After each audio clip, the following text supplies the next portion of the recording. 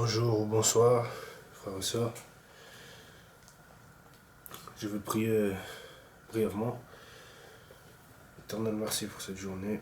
Merci de nous avoir gardés. Pardonne nos fautes. Conduis-nous sur la voie de la repentance. Aide-nous à nous améliorer de jour en jour, à marcher dans toutes tes voies, à t'aimer de tout notre cœur. Éternel, je te remercie pour cette journée. Je te remercie pour cette journée qui vient de passer. Je te remercie pour cette journée et je te remercie surtout de nous conduire, parce que je crois que tu vas le faire dans ta parole. Nous allons lire ta parole, faire une exhortation. Je prie au nom de Jésus. Amen. Lisons, si vous voulez bien, Psaume chapitre 23. Nous lisons Psaume chapitre 23, pour commencer, du verset 1 à 6. Nous lisons tout le psaume. Je lis pour la gloire de Dieu. L'Éternel est mon berger, je ne manquerai de rien. Il me fait reposer dans de verts pâturages, il me dirige près des eaux paisibles. Il restaure mon âme, il me conduit dans les sentiers de la justice à cause de son nom. Quand je marche dans la vallée de l'ombre de la mort, je ne crains aucun mal, car tu es avec moi. Ta houlette et ton bâton me rassurent. Tu dresses devant moi une table en face de mes adversaires. Tu ondules ma tête, ma coupe déborde. Oui, le bonheur et la grâce m'accompagneront tous les jours de ma vie. Et j'habiterai dans la maison de l'Éternel jusqu'à la fin de mes jours. Amen. Je relis les versets 1 à 3 pour la gloire de Dieu. L'Éternel est mon berger, je ne manquerai de rien. Il me fait reposer dans de verts pâturages. Il me dirige près des eaux paisibles. Il restaure mon âme. Il me conduit dans les sentiers de la justice à cause de son nom. Amen. Lisons, si vous voulez bien, 1 Corinthiens chapitre 10 et le seul verset 12. 1 Corinthiens 10, verset 12. Ainsi donc, que celui qui croit être debout prenne garde de tomber. Ainsi donc, que celui qui croit être debout prenne garde de tomber. Amen. C'est un avertissement de l'apôtre Paul pour les enfants de Dieu. Il nous exhorte à la prudence. Il faut que l'enfant de Dieu soit prudent. Prenons à présent Genèse chapitre 20. Et nous lisons tout le chapitre. Genèse chapitre 20. Je lis pour la gloire de Dieu. Séjour d'Abraham à Guérar. Séjour d'Abraham à Guérar. Abraham partit de là pour la contrée du Midi. Il s'établit entre Kadès et Chour et fit un séjour à Guérar. Abraham disait de Sarah, sa femme, c'est ma sœur. Abimelech, roi de Guérar, fit enlever Sarah.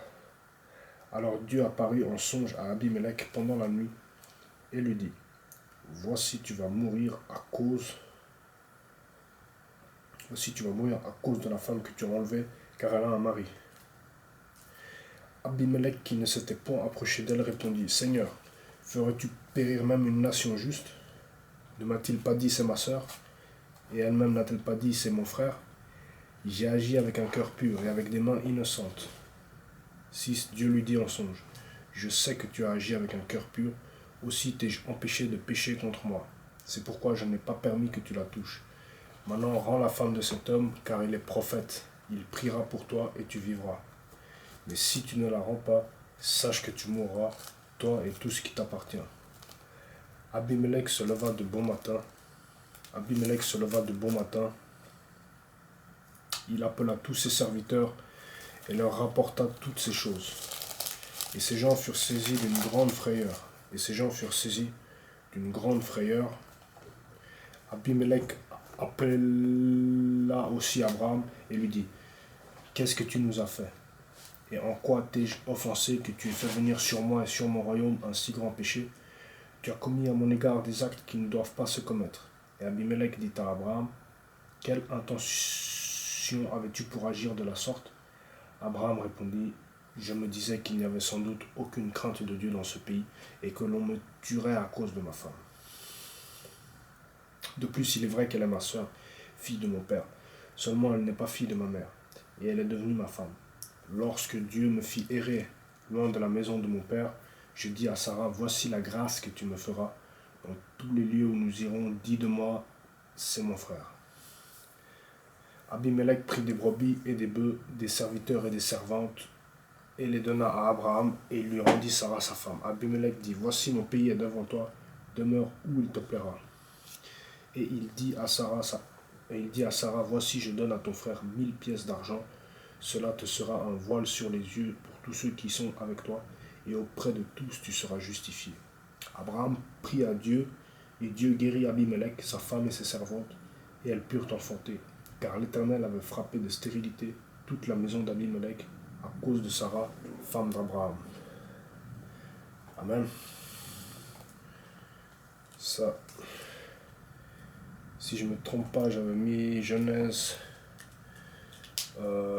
les chapitres précédents de Genèse, maintenant nous sommes arrivés au chapitre 20.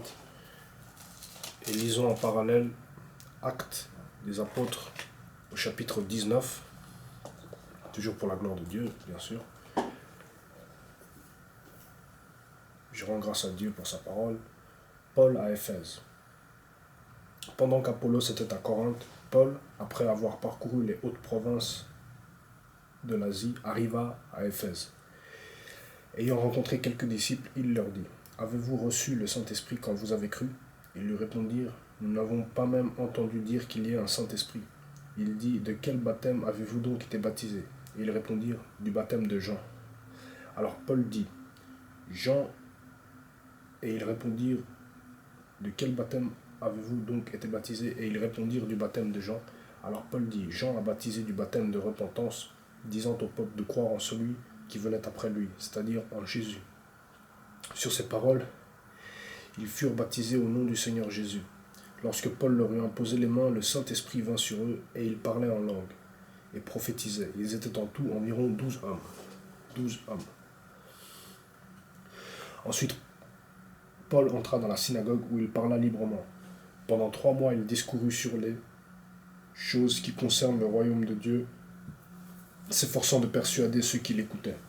Mais comme quelques-uns restaient endurcis et incrédules, décriant devant la multitude la voix du Seigneur, il se retira d'eux, sépara les disciples et enseigna chaque jour dans l'école d'un nommé Tyrannus. Cela dura 2 ans, de sorte que tous ceux qui habitaient l'Asie, juifs et grecs, entendirent la parole du Seigneur. Et Dieu faisait des miracles extraordinaires par les mains de Paul, au point qu'on appliquait sur les malades des linges ou des mouchoirs qui avaient touché son corps, et les maladies les quittaient et les esprits malins sortaient. Quelques exorcistes, juifs ambulants, essayèrent d'invoquer sur ceux qui avaient des esprits malins le nom du Seigneur Jésus, en disant « Je vous conjure par Jésus que Paul prêche. » Ceux qui faisaient cela étaient 7 fils de Séva, juifs, l'un des principaux sacrificateurs. L'esprit malin leur répondit, « Je connais Jésus, et je sais qui est Paul. Mais vous, qui êtes-vous » Verset 16. Et l'homme dans lequel était l'esprit malin s'élança sur eux, se rendit maître de 2 d'entre eux, et les maltraita de telle sorte qu'ils s'enfuirent de cette maison nus et blessés. Cela fut connu de tous les Juifs et de tous les Grecs qui demeuraient à Éphèse, et la crainte s'empara d'eux tous, et le nom du Seigneur Jésus était glorifié. Plusieurs de ceux qui avaient cru venaient confesser et déclarer ce qu'ils avaient fait. Et un certain nombre de ceux qui avaient exercé les arts magiques, ayant apporté leurs livres, les brûlèrent devant tout le monde. On en estima la valeur à 50 000 pièces d'argent. C'est ainsi que la parole du Seigneur croissait en puissance et en force. Après que ces choses se furent passées, Paul forma le projet d'aller à Jérusalem en traversant la Macédoine et la Caïo. Quand j'y serai allé, se disait-il, il faut aussi que je voie Rome. Il envoya en Macédoine 2 de ses aides, Timothée et Eraste, et il resta lui-même quelque temps encore en Asie. Émeute à Éphèse. Il survint à cette époque un grand trouble au sujet de la voix du Seigneur. Un nommé Démétrius, orfèvre, fabriquait des temples de Diane en argent et procurait à ses ouvriers un gain considérable. Il les rassembla avec ceux du même métier et dit aux hommes, vous savez que notre bien-être dépend de cette industrie, et vous voyez et entendez que non seulement à Éphèse, mais dans presque toute l'Asie, ce Paul a persuadé et détourné une foule de gens en disant que les dieux faits de mains d'hommes ne sont pas des dieux. Le danger qui en résulte, ce n'est pas seulement que notre industrie ne tombe en discrédit, c'est encore que le temple de la grande déesse Diane ne soit tenu pour rien. Et même que la majesté de celle qui est révérée dans toute l'Asie et dans le monde entier ne soit réduite à néant. Ces paroles les ayant remplis de colère, ils se mirent à crier « Grande est la Diane des Éphésiens !» Toute la ville fut dans la confusion, ils se précipitèrent tous ensemble au théâtre, entraînant avec eux Gaius et Aristarque, macédoniens compagnons de voyage de Paul. Paul voulait se présenter devant le peuple, mais les disciples l'en empêchèrent. Quelques-uns même des Asiarques, qui étaient ses amis, envoyèrent quelqu'un vers lui pour l'engager à ne pas se rendre au théâtre. Les uns criaient d'une manière, les autres d'une autre, car le désordre régnait dans l'assemblée et la plupart ne savaient pas pourquoi ils s'étaient réunis. Alors on fit sortir de la foule Alexandre, et que les Juifs poussaient en avant, et Alexandre faisant signe de la main voulait parler au peuple. Mais ils reconnurent qu'ils étaient Juifs, d'une seule voix crièrent pendant près de 2 heures. Grande est la Diane des Éphésiens. Cependant, le secrétaire, ayant apaisé la foule, dit « Homme Éphésiens, quel est celui qui ignore que la ville d'Éphèse est la gardienne du temple de la grande Diane et de son simulacre tombé du ciel ?» Verset 36, pour la gloire de Dieu. Cela étant incontestable, vous devez vous calmer et ne rien faire avec précipitation, car vous avez amené ces hommes qui ne sont coupables ni de sacrilège, ni de blasphème envers notre déesse. Si donc Démétrius et ses ouvriers ont à se plaindre de quelqu'un, il y a des jours d'audience et des proconsuls qui s'appellent en justice les uns les autres. Et si vous avez en vue d'autres objets, ils se régleront dans une assemblée légale. Nous risquons en effet d'être accusés de sédition pour ce qui s'est passé aujourd'hui, puisqu'il n'existe aucun motif qui nous permette de justifier cet attroupement. Après ces paroles, il congédia l'assemblée. Amen. Que Dieu soit béni. Que Dieu bénisse tout le monde. Que Dieu bénisse tout le monde. Que Dieu soit béni. Relisons, si vous voulez bien, le psaume 23 en entier. Je lis pour la gloire de Dieu. Psaume 23, le cantique de David. L'Éternel est mon berger, je ne manquerai de rien. Il me fait reposer dans de verts pâturages, il me dirige près des eaux paisibles. Il restaure mon âme, il me conduit dans les sentiers de la justice à cause de son nom. Quand je marche dans la vallée de l'ombre de la mort, je ne crains aucun mal, car tu es avec moi. Ta houlette et ton bâton me rassurent, tu dresses devant moi une table en face de mes adversaires, tu enduiles ma tête et ma coupe déborde. Oui, le bonheur et la grâce m'accompagneront tous les jours de ma vie, et j'habiterai dans la maison de l'Éternel jusqu'à la fin de mes jours. Je relis à présent à nouveau le verset 1 à 3, pour la gloire de Dieu. L'Éternel est mon berger, je ne manquerai de rien. Il me fait reposer dans de verts pâturages, il me dirige près des eaux paisibles.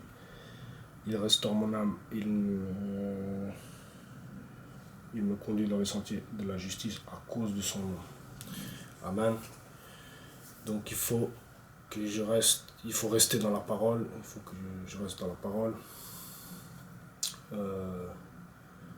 Lisons la Bible, prions, frères et sœurs, exhortons-nous par des psaumes, par des hymnes, des cantiques. Et je crois bien que j'ai tout dit pour ce soir ou pour aujourd'hui. À la prochaine, ciao.